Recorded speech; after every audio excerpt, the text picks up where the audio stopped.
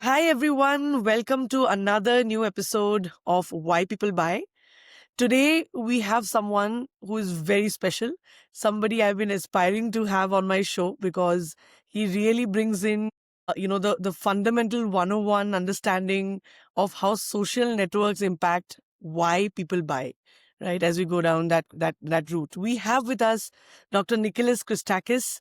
He is one of the world's most reputed voices in the field of human behavior and how social networks impact human behavior. Nicholas, I am so excited to have you with us today. I have interacted with you during my time at Tata Sons. You were at Yale. Your lab, like you mentioned, is thriving at Yale, and there's so much exciting work that's happening there. So I'm looking forward to talking to you a little bit more on the fundamentals, going deeper and learning a lot about social networks, social network effect, and something that you call as social contagion. So let's get started, Nicholas. Thank you so much. Thank you, Aditi, for having me. I'm glad to be back, or glad to reconnect with you, at this distance. Yes, I'm also very glad, and I'm so happy I could make it happen in this new year. And thank you so much for your time, Nicholas. I'm going to jump right into I'm very curious to hear from you. And I'm going to jump into my first question, which is going to be about why people buy. Nicholas, you talk a lot about this concept called social contagion. When we hear the word contagion, generally we think a virus, I think COVID, I think the way, a disease spreads, a contagion spreads. But what exactly is social contagion? Tell us a little bit more about that and how does that impact people's buying behavior, their decision making, their emotions, etc. Well, as most people listening to this will realize, we humans are embedded in social networks. Each of us has our friends, inherits our family, picks our coworkers to some extent, and our neighbors, and all of those people in turn are connected to still other individuals. And therefore, we humans create this elaborate, ornate social network that's vast, that extends out into the distance to your friends and friends' friends and friends' friends' friends and friends' friends' friends' friends, and so on. And we proceed to live out our lives embedded within these social networks. And we can no more resist making these networks than ants can resist making ant colonies.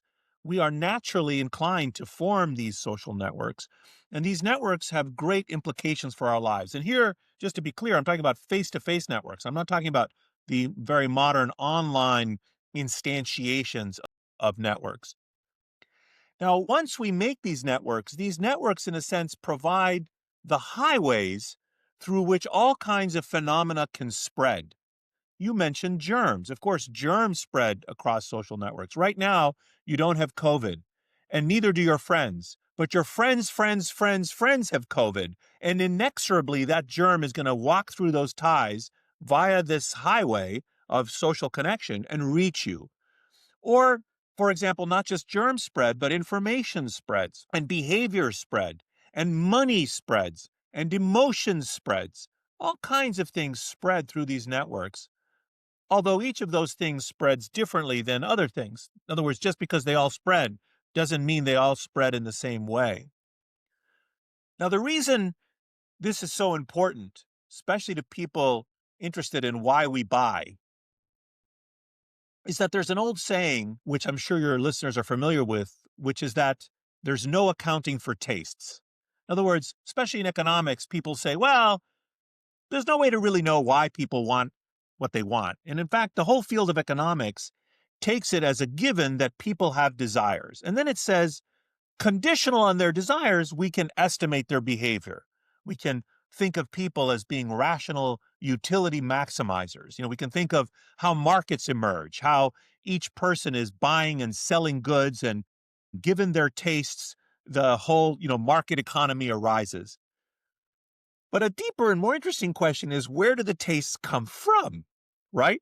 Now, some of the tastes are obvious. We like sweet things. We like salty things. We like sex. These are innate biological desires that people have. And that's where some of the tastes come from.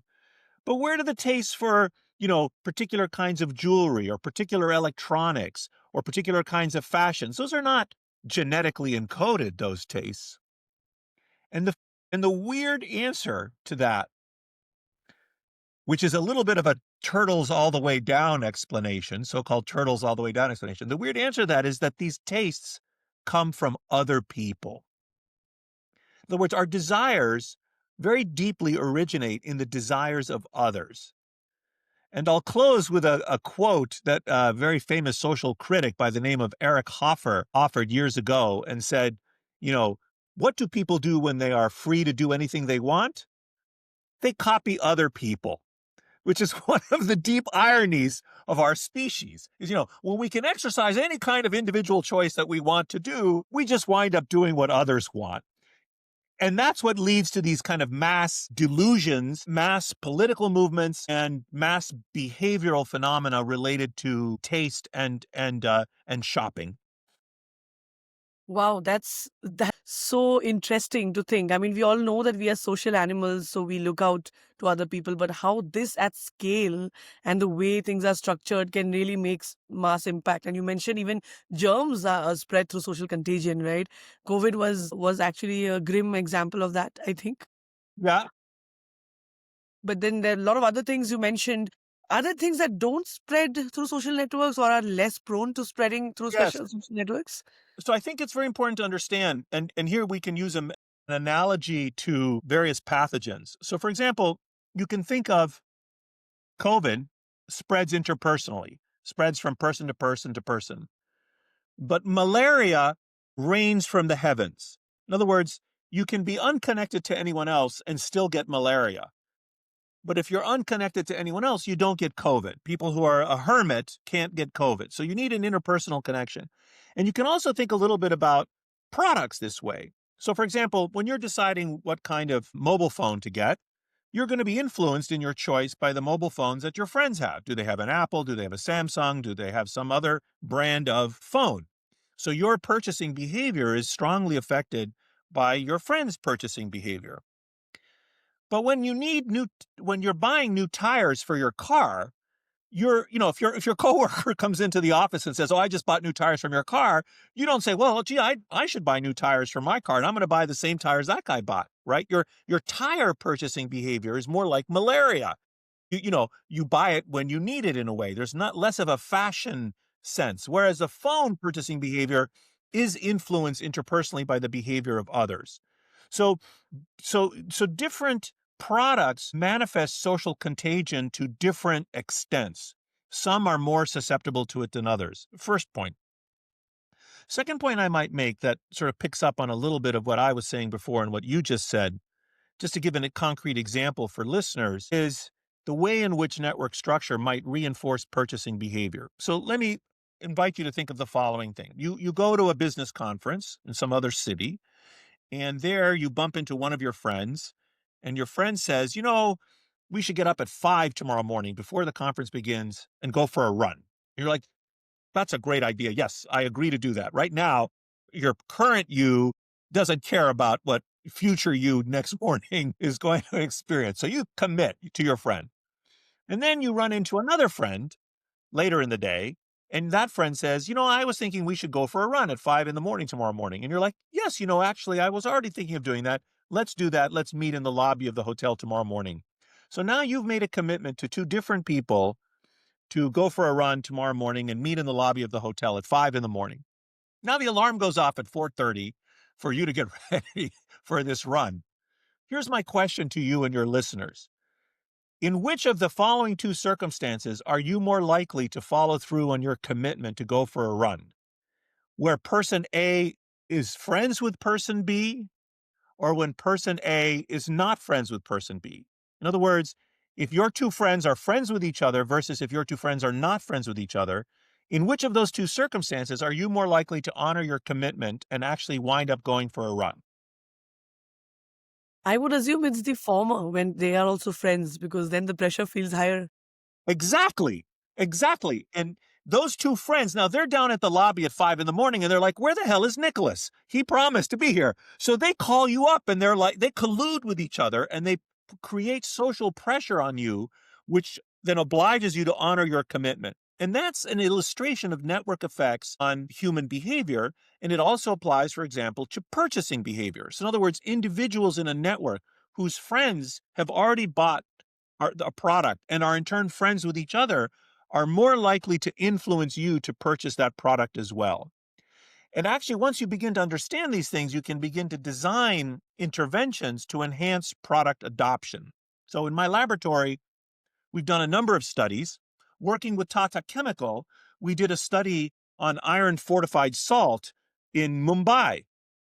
So we looked at whether we could increase the purchasing of iron fortified salt in 50 chawls in Mumbai. And we showed that you could exploit social contagion to enhance product adoption, that understanding network structure allowed you to target particular individuals within the network so that when they purchased the product, in this case, iron fortified salt, all the other women in the chawl copied them and also purchased the product. And we've done many experiments like that, not just in India, but in Uganda, in Honduras, in the United States, in many places around the world. We've shown that you can exploit social contagion to influence, if you're a marketer or a public health or a public health expert or a development economist, that you can intervene in these populations to enhance the adoption of various public health items, behaviors, breastfeeding, soap washing, chlorination of water, vaccination. So we study public health outcomes, but the same ideas, of course, can be used for other kinds of products. I of course remember the Tata Chemicals project. I was witness to it, and it was really mind blowing to see the impact that it really created. The It was published in Proceedings of the National Academy of Sciences. I think the year was 2022. And if you Google my last name and Mumbai, it's the only hit that comes up, and you'll find it. added on the link. I'll add it on the description as well for people to check it out. Yeah, and if people want, just to give people some other resources, if they want to understand the origins of social networks, I had a book called Blueprint: The Evolutionary Origins of a Good Society that was published in 2019, and another book called Connected: The Surprising Power of Our Social Networks and How They Shape Our Lives that was published in 2000. And both of those books are available in India, and they are sort of a popular science books that people can use as resources if they want. And every scientific paper that we're discussing today is on my lab website, which is humannaturelab.net. I think the work is really so path-breaking and innovative because often people perceive this, but they do not understand how powerful it can be, right? And you talked about network and the structure of network, right? So tell me a little bit about, if let's say I am a marketer or a founder thinking about leveraging network effect, right? So what matters? Is it the scale of the network? Is it the structure of the network? What matters really, to understand the possible impact? The structure is more important than the scale, I think, in general, to answer the question you posed narrowly. But I think the first thing that has to happen is that people have to make a shift from just thinking of their customers or their workers or employees as individuals or even as groups to recognizing that their customers and their employees have connections among themselves. So the difference between a group and a network is that you can think of a group of people, like 100 people, waiting to get in line to a musical performance or something. But a network, in addition to the constituent individuals, has something else. It has the connections between the people, a specific number of connections and a specific pattern of connections. For example, we could take those 100 people and add 90 and connect them into a very simple linear network. And now that linear network is better able, for example, to create a bucket brigade to put out a fire than the 100 amorphous individuals. So adding some ties gives the group new properties. You had 100 people running around scattered. They couldn't do anything to put out a fire. Now you've added 99 ties and organized them into a linear network. And now that network structure makes the group capable of doing things it wasn't previously able to do. So that is the shift that I want people to realize is that populations don't have just constituent individuals, they have connections, these invisible things which we ordinarily don't see.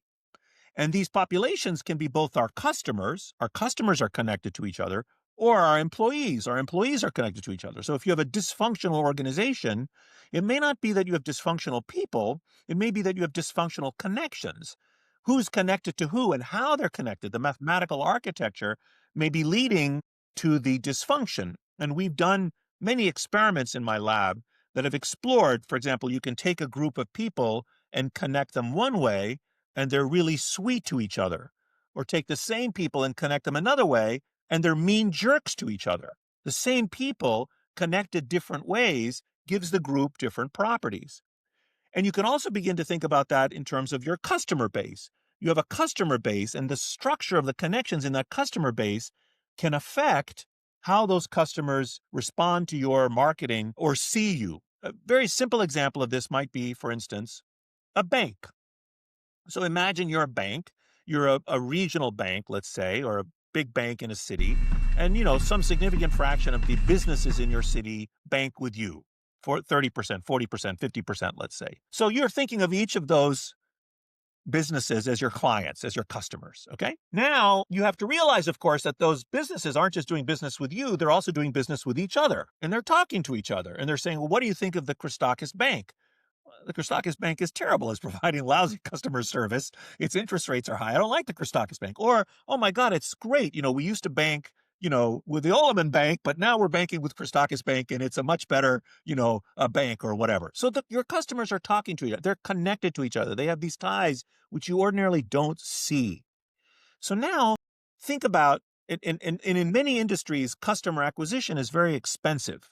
In the cable industry, in the banking industry, getting a customer, online gaming, acquiring a customer is expensive. And you have this real problem with churn where your customers, they sign up and then they leave. Well, think about it now. Let's say one of your customers is unhappy in your bank and they leave. Don't you think they're going to tell their other business colleagues that Christakis Bank was terrible and I quit my business and took it to the Oleman Bank? Of course they are. So you, the vendor in this case, the bank, you should be concerned not only with the customers, but with the ties between the customers. But in many businesses, like in banking, the ties between your customers. I so the bank, of course, is clearing its payments between its customers. So the bank knows which customers are connected to which customers. The phone company also knows if you're signing up customers to use your phone service and one of your customers leaves, really what you should do is you should offer discounts to that customer's friends because you don't want them to also leave. So if you're a bank and one of your customers leaves, you might be like, okay, well, they're gone already. It's very hard to recover them. But what you want to do is you want to prevent the contagion of the churn of other ones leaving. So then you should reach out to that client's friends, if you see what I'm saying. And that works, let's say, for a use case where, let's say you talk about businesses, so in a B2B setup, right, where it might be known to the bank who this other set of customers are and their friend circle. How do you translate this to a larger consumer use case? You need to either acquire network data from some other source or develop it yourself. So one very obvious thing for many consumer products companies or online vendors, they have actually network data in their database because they can know when products are shipped to other addresses. So I give gifts to other people, right? Like I buy something and I send it to someone else. So you who, are selling beauty products and I go in and I buy a beauty product for my friend or my daughter. So now you know that I am connected to that person, right? So if you create a data architecture that allows you to capture that data, then you can over time build your own vision into your customers. Or like we did in Mumbai with the Tata Salt, you can give customers, you can give them, for example, coupons that are tracked and they have to give them to their friends to redeem. And so then now I give you a coupon, you give it to a friend who redeems it. Now I can tell the link between you and that individual, for example. And that's what we did with a Tata Salt example in Mumbai. So there are different kinds of ways you can the data exists, from phone or internet or social media companies, or you are a kind of company that already has network data like a bank or a phone company, or you can collect it from scratch, just like you keep information about your user base now, where they live, how old they are, what products they bought, all of the conventional stuff that people typically track. You can make it your business to also see if you can learn a little bit about who they interact with socially. Wow, that's Such an interesting insight. So when brands think about their ideal customer profile or the ideal customer persona, thinking about the network, the social network of that persona is also as important, and not just them individually. Yeah, and more time more important, right? Because people move in herds, right? So like if you're, all of a sudden everyone is switching from, one brand of athletic equipment to a completely different brand. And over a course of a year, you have a whole, collapse because everyone, like a flock of birds, human beings, change direction at the same time. So it's very helpful to be able to do this. We have some other work we've done in the lab. I have a TED Talk called, I have several TED Talks, but one in particular I'm thinking of is How Social Networks Predict Epidemics. And that talk will give people some ideas about how you can also use what we've been talking about to forecast demand for your anticipate developments in attitudes towards your products. Definitely will check it out, and I'll also post the link for people to check that out. Nicholas, let's talk a little bit about how this translates into the digital, social media network. Everything is easier digitally. Everything is easier because the whole data architecture, right? Like so far, we've been talking about face-to-face networks and how hard it is to collect the data and if people emails. But in online worlds, the data is now the influence, just to be clear. So all these people, you're interacting with hundreds of people online. The social media companies may call them your friends, but they're actually not your friends. These people are not your friends, right? You have your real friends that you see face to face, and those people influence you very profoundly. These online ties that you have are much weaker, and they don't have as much of an effect on you, but they're more numerous, and they're easier to get the information about them. So understanding networks is much easier with online networks, although exploiting them for interpersonal influence is not necessarily easier. And on top of that, here there is one more, I'm guessing, influence, which is of the social media network itself. So of a Meta or maybe a LinkedIn, they will have their own algorithms on Their top, own agenda. their own agenda. But nevertheless, I'm guessing, the whole concept of trending topics is basically in some way these, it's a network effect, right? When these days you see on social media where if someone wants something to go viral, they will seed that content in various places, right? And there are these own micro networks. So do you see that as a pattern which kind of is it similar? Is it different from the way physical networks behave?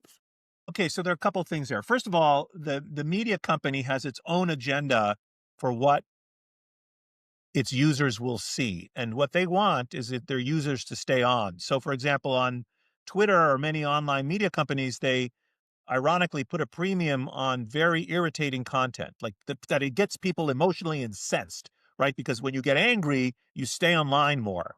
Of course, that's very unhealthy for us as people and as consumers, but the company gets what it wants. Or for example, TikTok, they'll show lots of young women dancing, which is a very appealing to many people to watch young women dancing. So they'll prioritize, young women dancing, even though actually you're not there for young women dancing. You'd actually like to learn about tires or something else. So they have their own agenda. So they're another actor in this system. You're absolutely right to highlight that. Now, on the issue of, and they can, of course, make things go viral very easily, right? Like if TikTok or Meta or Twitter decide that they want this thing to be seen by millions of people, or if they want to make it easy for that to be shared, they can engineer that. If you are the user, it's much harder to do that, actually. There have been a lot of studies on the origins of virality and what can a user do. And there are some basic obvious tips about making engaging content, having it be very visual, having it be very emotional, targeting influential people within the network who have many connections, for example. And most of those things are pretty obvious, but even that doesn't guarantee, and this, anyone listening to this knows, because from time to time something completely stupid and crazy just goes viral for no obvious reason, right? Most That's the case, isn't it, these days? Yeah. It's just something wacky. It just hits the zeitgeist and it gets going. Like in the United States, there's this whole craze, which I don't understand, so don't ask me to explain it, amongst preteen kids, about 6, 7. I don't know if you have Yes, kids. it's reached India. I have no idea what that is. I don't even know what it is, but it seems to be completely stupid. But, I think, by the way, that's the whole point of 6-7, that it doesn't mean anything. yeah, yeah. It's just, which is also interesting. I think the way Gen Z is consuming, social network, and maybe the way, network affects them could also be evolving. Any thoughts on that? Not really, honestly. I mean, my work is more basic science. Like I'm interested in the kind of deep and consistent ways that social influence works in our species, and a little less in how it varies across time or across place. For example, I think Indians and Americans and Hondurans all fundamentally are the same when it comes to basic human features, desires, social interactions. We all have friends. We're all affected by our friends. These are deeply human and fundamental traits. And that's what I'm interested in, a little less in the details. I'm a little less interested in the details of like why Gen Z acts this way compared to this other group. But it's interesting that you said that fundamentally the desires, and then are you saying that fundamentally the way that these networks are structured or function are also similar? Let's say in India versus in Honduras versus. Yes, yes. So we've done this. We've done a sort of worldwide study. We've mapped social networks in countries all over the world, in Tanzania, in Sudan, in the United States, in Honduras, in India, in China. We have mapped social networks in villages all over the world. And the fundamental mathematical structure of human social interactions is very consistent from place to place, which is what you would expect, actually, because if you think about it, we're all human beings and we all evolved to have friends, just like we all evolved to have kidneys. Your kidneys work the same whether you're in India or in Honduras or the United States. And friendship also basically works the same. Now, there are obviously cultural overlays. You have occupational norms. Maybe in Saudi Arabia, you have more prohibition against friendships between men and women is less common. In the United States, some of my close friends are women in this country. In Saudi Arabia, if I'd grown up there, maybe that wouldn't be the case.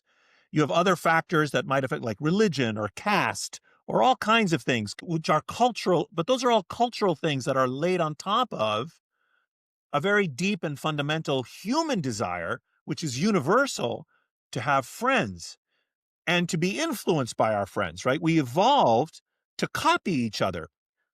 And the reason for this, by the way, is that it is very efficient form of learning to copy each other. Let me give you an example. So most animals can learn by what's called independent learning via contact with the environment. So a little fish can learn that if it swims up to the light, it'll find food there. Okay. Or those experiments we all studied in high school, like of the worm that you constantly put the electric shock on this side. Well, it learns that it should go to the right. You can teach a worm to only turn right and not turn left by shocking it. Okay. So the worm learns independently. It's called independent learning. So you put your hand in the fire and you burn your hand. And so you've acquired some knowledge. Fire burns, but you paid a price. You have a burnt hand. But we humans learn also socially. So you put your hand in the fire. I watch you put your hand in the fire. I gain almost as much knowledge. Fire burns, but I pay none of the price. My hand is fine. So social learning is incredibly efficient, right? And we learn socially, and actually quite a few other animals learn socially as well. But in our species, we do something even more amazing, which is very rare, which is we teach each other things. We set out to teach each other how to do things. And this is extremely rare in the animal kingdom. We do it. Certain other primates do it. Elephants, both African and Asian elephants, do this, and certain cetacean species do this. Engage in affirmative teaching, the transmission of information. Namely, we are cultural animals. We transmit information across place and time. So when I learn something, I spread it to you and to others. Like right now, I'm spreading information to all of the people listening. But I also transmit it across time. I write books that will be read in 50 or 100 years. Or when all of us were born, we were given calculus. We didn't have to invent or discover calculus. It was part of our patrimony. We just were tortured by being taught calculus in high school. But that was a great gift. If you took any one of us and transported us back 500 years, we would know more math than any person on the planet. So culture accumulates over time and spreads across place. And the reason it does this is that we are social animals in a very particular way who live in networks and engage in social learning and teaching. Amazing, amazing. Nicholas, I have viewers who are founders, product managers, marketeers. If there is one takeaway or one advice that you'd like to give them, especially the ones who are building, right? Often we think about social media, social networks, but not in this fundamental way, right? What would that one insight be that they should take home? Well, I think it would be that, returning to the point we made earlier, that you need to think of the world as being composed, the social world as being composed not only of the individuals you can see, but the ties between them that you cannot see. And that is a very fundamental shift in perspective on human social behavior. That it's not about individual actors, it's about the ties between them. And there's a metaphor I use, again, going back to high school chemistry about this, which is to invite your listeners to think about, as they learned in high school chemistry, to think about carbon. And as we all learn in high school chemistry, there are multiple forms of carbon. For example, you can have graphite, which is soft and dark, or diamond, which is hard and clear. You take the carbon atoms and connect them one way in hexagonal sheets, and you get graphite, which is soft and dark. Or you take the same carbon atoms and connect them another way in tetrahedrons, and you get diamond, which is hard and clear. And there are two key intellectual ideas there. First of all, these properties of softness and darkness and hardness and clearness are not properties of the carbon atoms, they are properties of the collection of carbon atoms. Those properties emerge not because of the constituent elements, but because of how those elements are connected to each other. And second, which properties you get depends, as I just said, on how the carbon atoms are connected to each other. Connect them one way, you get one set of properties. Take the same carbon atoms, connect them another way, you get a different set of properties. And it's the same with human groups. You can take a group of people and connect them one way, and they'll be healthy and happy and buy your product. Or you take the same people with the same desires and connect them a different way, and they'll be unhappy and unhealthy and won't buy your product. Wow, that's just the most awesome way to remember this. I think I'm not gonna forget now why it's so important. As a marketer, also, when I think of my customer, I should not just think about the customer alone. In fact, it's more important to think about the customer's friends and the folks who influence him or her. Thank you so much, Nicholas. I had such a wonderful time and I learned so much. It was a real pleasure to have you on the show. Thank you. Thank you, Aditi. Thank you for having me. Thank you.